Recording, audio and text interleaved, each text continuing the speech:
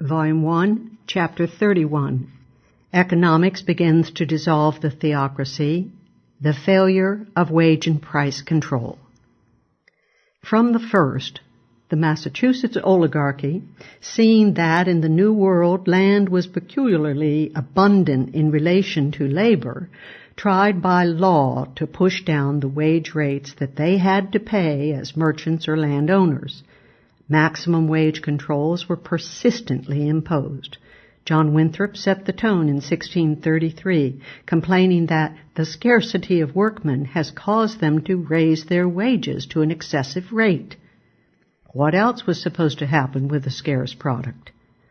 As in the South, there were at the base of New England's economic structure indentured servants and Negro slaves, who sometimes were farm labor but mostly were artisans, helpers, and domestic servants. After the servants' terms expired, they received small grants of land and became farmer settlers. The Massachusetts gentry also supplemented this system of labor with general compulsory service in harvesting neighboring farms, a neat way of exploiting the local citizenry at wage rates far below the market. Maximum wage control always aggravates a shortage of labor, as employers will not be able to obtain needed workers at the statutory price. In trying to force labor to be cheaper than its price on the free market, the gentry only made it more difficult for employers to obtain that labor. By 1640, Winthrop was admitting that Massachusetts had found by experience that it would not avail by any law to redress the excessive rates of laborers and workmen's wages, and so forth. For being restrained, they would either remove to other places where they might have more, or else, being able to live by planting or other employments of their own, they would not be hired at all. Of course, one method of alleviating this induced shortage was by using the forced labor of slavery, servitude, and compulsory harvest service. Thus, one intervention by violence in the market created conditions impelling a further and stronger intervention. But apart from forced labor, the Massachusetts authorities, as we have noted, found it extremely difficult to enforce maximum wage control. The first maximum wage law was enacted by Massachusetts as early as 1630. Due to the high wages commanded by the scarcity of construction craftsmen, the law concentrated on maximum wage rates in the building trades. Carpenters, bricklayers, and so forth were limited to 2 shillings a day, and any payment above this rate would subject both the employer and the worker to punishment. For instance, a buying cartel of employers established by the law punished the recalcitrant employer who decided to break ranks. Almost immediately, the magistrates decided to imbibe more of the magic medicine, and legal wage rates were pushed down to 16 pence a day for master carpenters and bricklayers, and correspondingly lower for other laborers. But the economic laws of the market made enforcement hopeless, and after only 6 months, the General Court repealed the laws and ordered all wages to be left free and at liberty as men shall reasonably agree. But Massachusetts Bay was not to remain wise for long. By 1633, the General Court became horrified again at higher wage rates in construction and other trades, and at the propensity of the working classes to rise above their supposedly appointed station in life by relaxing more and by spending their wages on luxuries. Denouncing the great extortion by diverse persons of little conscience and the vain and idle waste of precious time, the court enacted a comprehensive and detailed wage control program. The law of 1633 decreed a maximum of 2 shillings a day without board and 14 pence with board for the wages of sawyers, carpenters, masons, bricklayers, and so forth. Top-rate laborers were limited to 18 pence without. These rates were approximately double those of England for skilled craftsmen and treble for unskilled laborers. Constables were to set the wages of lesser laborers. Penalties were levied on the employers and the wage earners who violated the law. Sensing that maximum controls below the market wage led to a shortage of labor, the General Court decreed that no idleness was to be permitted. In effect, minimum hours were decreed in order to bolster the maximum wage law, another form of compulsory labor. Workmen were ordered to work the whole day, allowing convenient time for food and rest. Interestingly, the General Court soon decided to make an exception for the government itself, which was naturally having difficulty finding men willing to work on its public works projects. A combination of the carrot and the stick was used. Government officials were allowed to award such extraordinary wages as they shall judge the work to deserve. On the other hand, they were empowered to send town constables to conscript laborers as the need arose. Although merchants were happy to join the landed oligarchy and the Puritan zealots in forcing down the wage rates of laborers, they were scarcely as happy about maximum controls on selling prices. The gentry were eager, however, to force down the prices of products they needed to buy. A blend of mercantilist fallacies and Puritan suspicion of commerce, the result was persistent attempts to force commodities below their market prices. Having little conception of the function of the price system on the free market, the Massachusetts authorities also felt that maximum price control would bolster the maximum wage rate program. There was no understanding that general movements in prices and wages are governed by the supply of and demand for money, and that this too can best work itself out on the free market. Corn was the major monetary medium of the North, and in 1630 Massachusetts set the sterling price of corn at 6 shillings per bushel. Failing to work, this control was repealed along with the wage laws of 1631, and corn was left at liberty to be sold as men can agree. In 1633, however, maximum price controls were reimposed as an auxiliary to the wage controls. The massive wage laws of 1633 were quickly discovered to be a failure. Once again, the quiet but powerful economic laws of the market had triumphed over the dramatic decrees of the coercive state. After 1 year, the actual wage rates were 50% higher than the statutory levels. At that point, the General Court repealed the penalties against paying, but retained those against receiving wages above the fixed legal rate. While, in fact, no employer had ever been tried or penalized under the old act, the wage law was now an open and flagrant piece of class legislation. This was nothing new, however, as there were ample precedents in English maximum wage laws since the early 15th century. Another change made in 1634 allowed a little flexibility in decreed prices and wages by permitting each town to alter the legal rate in case of disputes.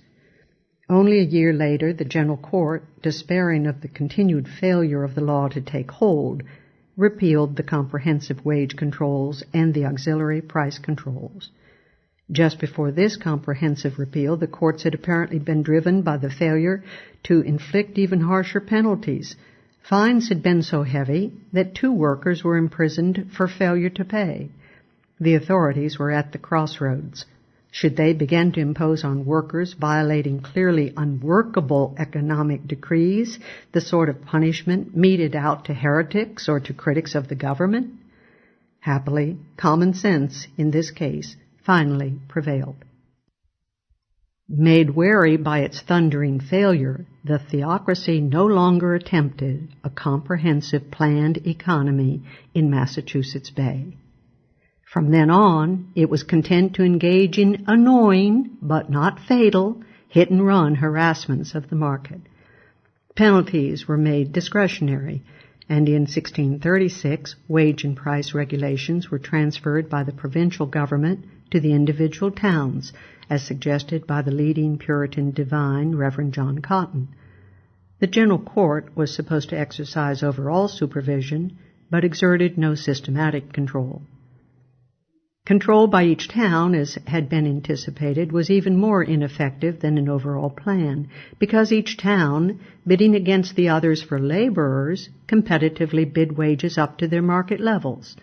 The General Court wailed that all this was to get the great dishonor of God, the scandal of the gospel, and the grief of diverse of God's peoples. A committee of the most eminent oligarchs of the Bay Colony was appointed to suggest remedies, but could think of no solution.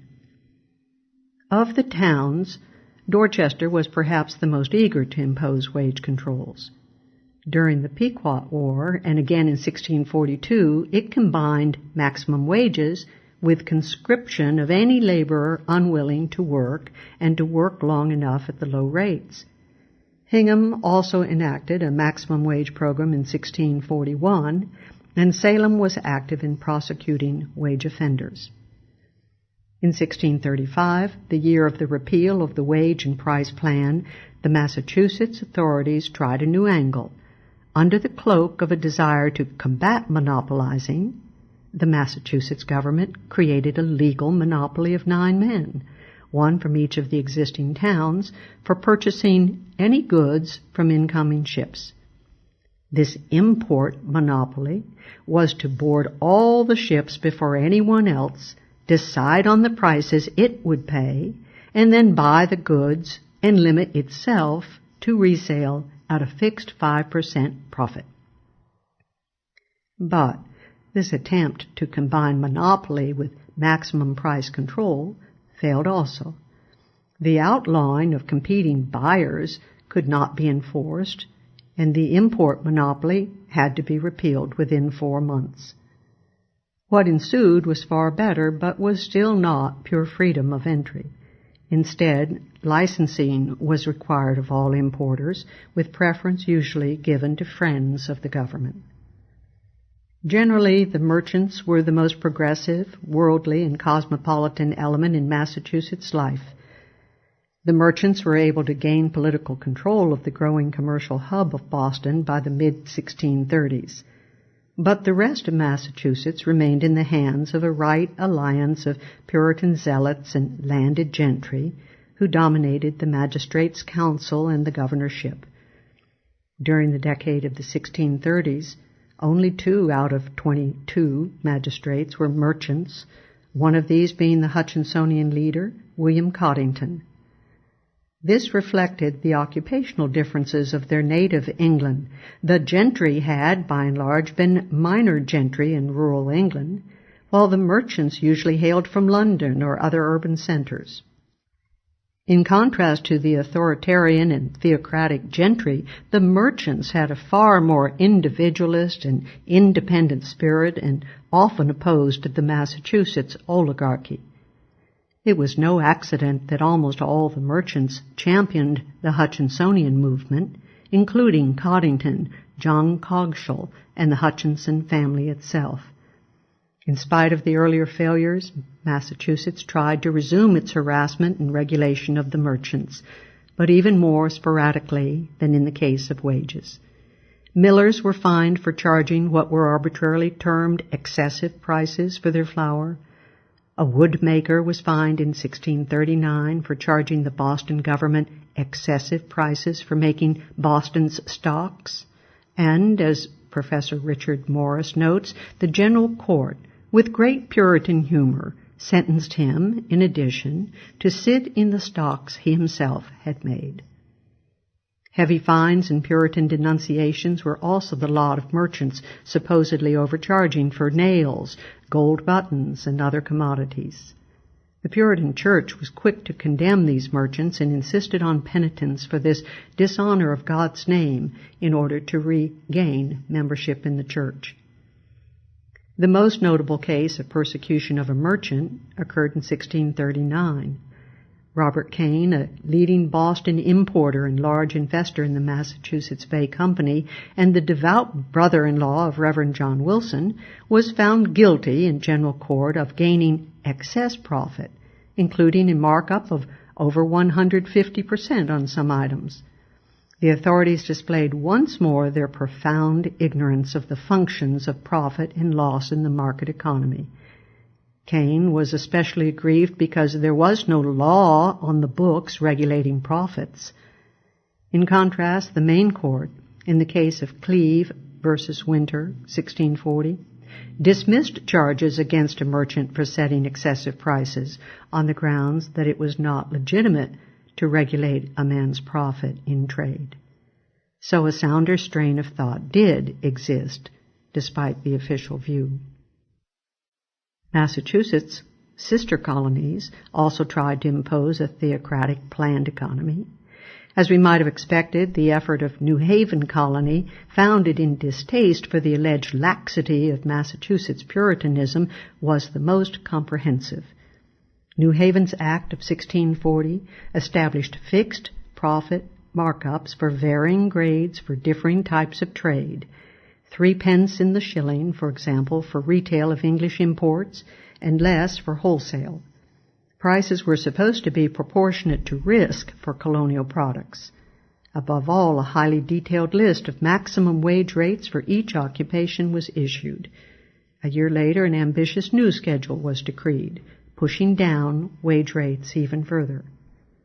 But even fanatical New Haven could not conquer economic law, and only 9 months later the authorities were forced to admit defeat, and the entire program was repealed.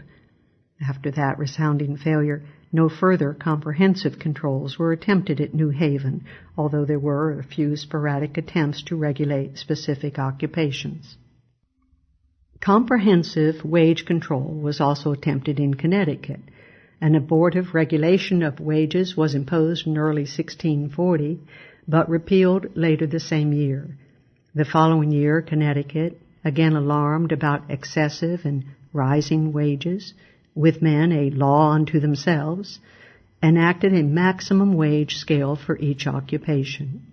However, instead of the heavy fines imposed by Massachusetts, the only prescribed penalty was censure by the colony's general court. Because the monetary medium of Connecticut was corn, wheat, or rye, maximum wage legislation to be effective depended on minimum rates of exchange of these commodities in terms of shillings. Otherwise, maximum wages in shillings would be effectively negated by declines in the shilling prices of corn. Minimum corn, wheat, and rye prices were, accordingly, fixed at legal tender for wage and other contracts. A slight reduction of wheat and corn prices, however, was allowed in 1644, and finally, in 1650, Connecticut also abandoned the foolhardy attempt to plan the price and wage structure of the colony's economy.